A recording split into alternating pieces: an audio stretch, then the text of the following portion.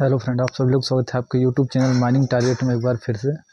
आज हम आपसे बात करने वाले हैं डीजीएमएस के जो भी आप वेरिफिकेशन कराने जाते हैं, ठीक है। जो भी आपको ओवरमैन या सेकंड क्लास है, चाहे वो मेटल को चाहे कोल को, तो इस विषय में किसी ने भी वीडियो नहीं बनाया यूट्यूब में अभी तक, जो कि जो भी बच्चे जा रहे हैं उनके लिए बहुत ही बड़ा प्रॉब्लम का विषय है, ठीक है। वेरिफिकेशन में वो रिजेक्ट हो जाते हैं, फिर से दोबारा अप्लाई करते हैं। तो इस वीडियो को आप अगर अंत तक देखें तो आपके पूरे डाउट क्लियर हो जाएंगे कि आपको वेरिफिकेशन में क्या क्या सावधानियाँ लेनी है और आपको कैसे फॉर्म भरना है।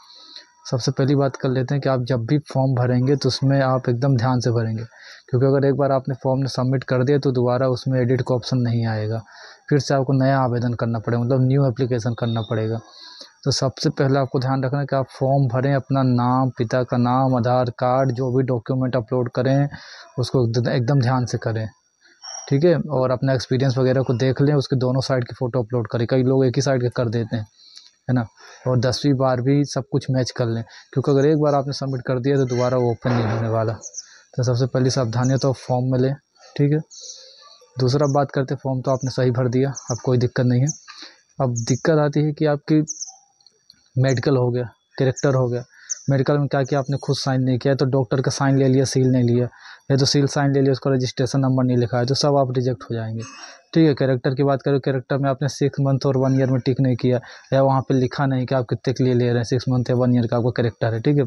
या तो आपने कैरेक्टर में जिससे भी कैरेक्टर ले रहे उसका साइन और नेम दोनों जरूरी था, आपने सिर्फ नेम लिख लिया और साइन नहीं करवाया उसका, ठीक है, सील लगवा लिया, तो भी रिजेक्ट हो जाएंगे, है ना। तो पहले तो मैं रिजेक्ट के कारण बता दूँ। तीसरा, आपको अगर आपके स्पेलिंग मिस्टेक है कहीं, ठीक है, या आपको फिर सर्टिफिकेट में आगे डेट दूसरी, पीछे डेट दूसरी, अगर कोई भी थोड़ी सी मिस्टेक लगेगी तो रिजेक्ट हो जाएगा, ठीक है। तो ये तो रिजेक्ट होने की बात होगी, क्या क्या कारण, तो आप एकदम ध्यान से भरिएगा, ठीक है। तो आप रिजेक्ट ना। दूसरी बात अब ये करते हैं आपकी कि देखिए, आप वेरिफिकेशन जो कराने जाते हैं वो सिर्फ एक सेंटर है ना, उनके हाथ में कुछ रहता है, ठीक है ना, आपके हाथ में कुछ नहीं रहता है। वो सिर्फ आपको वेरीफाई करते हैं। आपको पूरा सब कुछ कहाँ से रहता है, डीजीएमएस धनबाद से, मतलब उसको रिजेक्ट करना है, सेलेक्ट करना है, तो वही डिसाइड करेगा।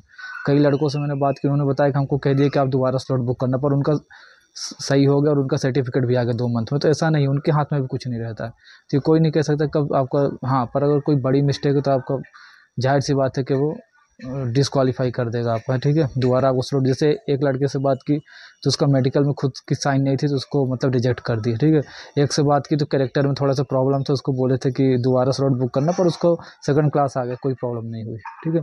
तो ऐसा उनके हाथ में भी कुछ नहीं। अगर वो कहते हैं कि हो जाएगा या आपका नहीं सेलेक्ट हुआ, फिर से स्लॉट बुक करो, तो ऐसा कुछ नहीं है। डीजीएमएस के हाथ में रहता है, वो आपका मुख्य है, वो आपको वेरीफाई करता है। अगर उसको सब सही साट लगता है, थोड़ी बहुत मिस्टेक लगती है तो कोई दिक्कत नहीं है, आपका सर्टिफिकेट आराम से 1.5 से 2 महीने में आपके मेल में आ जाएगा, या फिर आप जाकर डाउनलोड भी कर सकते हैं।